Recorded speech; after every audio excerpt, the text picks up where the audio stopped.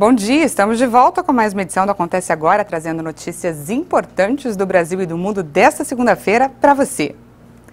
Policiais civis de todo o Brasil iniciaram hoje, Dia Internacional da Mulher, a Operação Resguardo contra agressores de mulheres. No estado do Rio, são 98 mandados de prisão e até a última atualização, 97 homens haviam sido presos. Alguns por estupro, outros por agressão e outros por não pagar fiança. Mandados também foram cumpridos no Paraná, em Sergipe e na Bahia. A Força Tarefa Nacional tinha prendido desde o início de 2021 quase 8.300 pessoas e emitido 51 mil medidas protetivas. E agora falando sobre o coronavírus, já são mais de 11 milhões de casos da Covid no Brasil desde o início da pandemia. E 265 mil pessoas morreram em decorrência dos problemas causados pela doença. A média móvel de mortes está em 1.443 óbitos nos últimos 7 dias e a média móvel de casos chegou a 66.869 novas confirmações diárias. 18 unidades da federação estão em alta nos registros de óbitos, entre elas Tocantins e Acre.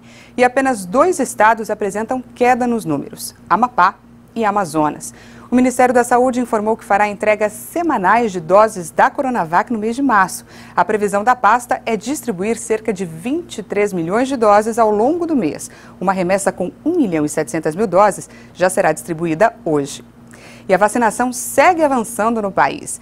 Segundo o Ministério da Saúde, as secretarias estaduais foram vacinados mais de 8.227.000 brasileiros.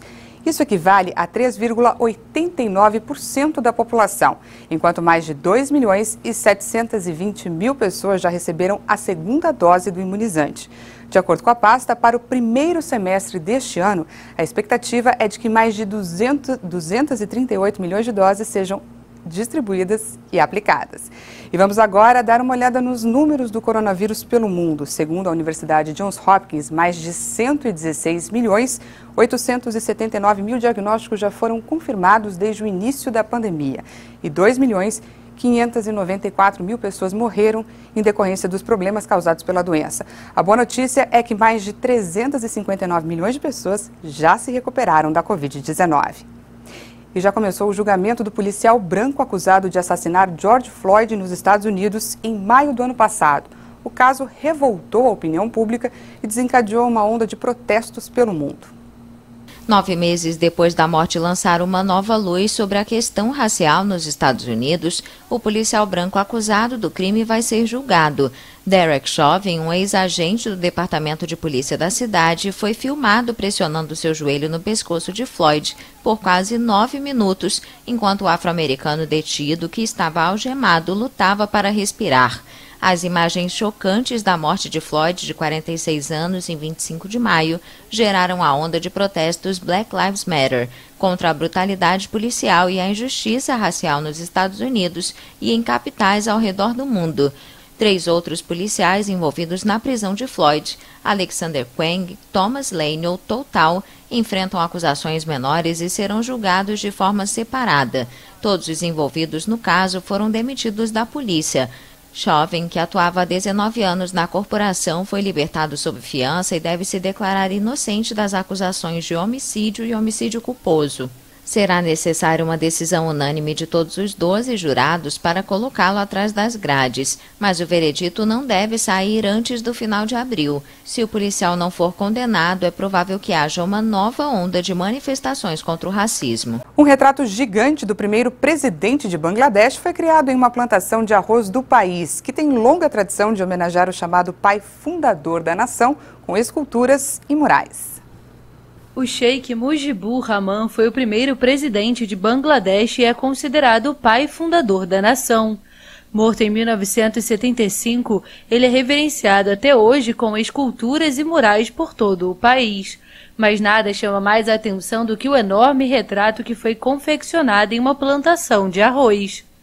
Esse rosto no arrozal é uma das maiores telas do mundo. Mantemos isso com 2 tipos de lavouras de arroz, uma verde e outra roxa, importada da China. O trabalho de 400 metros de extensão atrai centenas de visitantes todos os dias, mesmo que só possa ser visto direito do alto. O rosto do ídolo nacional levou 2 meses para ser desenhado na plantação. Planejamos inscrever o retrato no livro Guinness dos Recordes para marcar o 100º aniversário do pai de nossa nação, o Sheikh Mujibur Rahman Bangabandhu. Pelo menos 130 camponeses trabalham todos os dias para manter a obra no campo de arroz, que fica na cidade rural de Babanipur.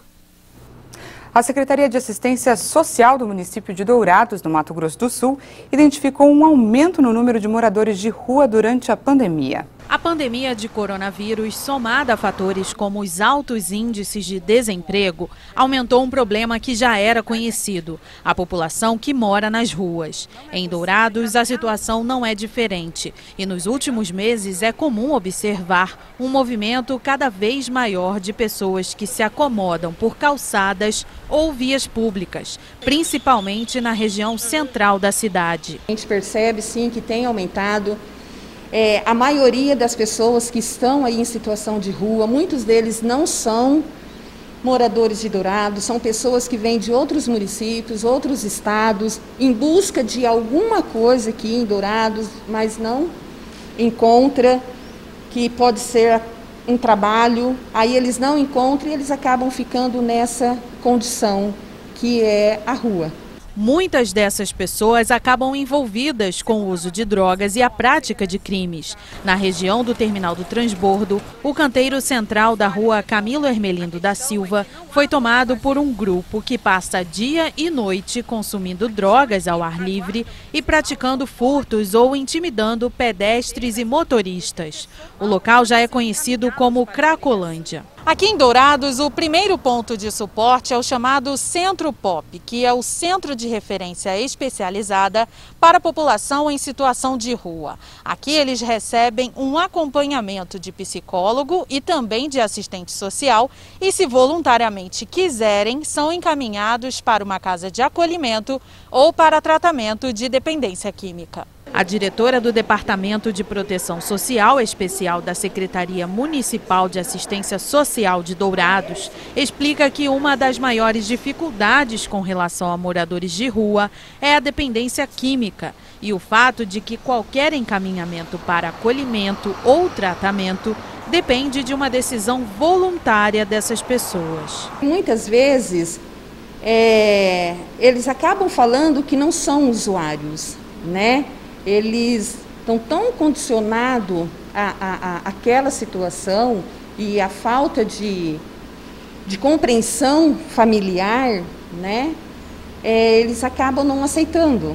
Aí eles falam, eu não preciso, né? Eu não sou dependente, né? Mas a gente só faz o encaminhamento, a equipe técnica só faz o encaminhamento caso ele queira.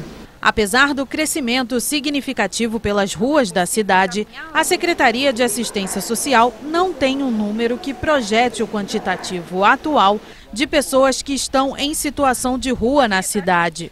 O controle somente é possível daquelas que passam pelo atendimento da assistência, o que gera uma amostragem muito pequena da situação real. As pessoas que chegam, né, que são atendidas pela equipe técnica do Centro Pop, ela ou procura por demanda espontânea ou é encaminhada pela rede socioassistencial, a rede intersetorial, sociedade civil, né?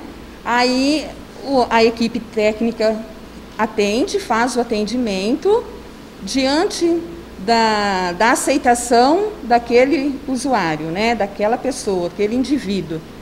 Ao acolhimento, aí são feitos todos os encaminhamentos para a Casa da Acolhida. Essa edição fica por aqui. Você confere mais informações à 13h com Renato Diniz. Muito obrigada pela companhia, um ótimo dia para você e até amanhã.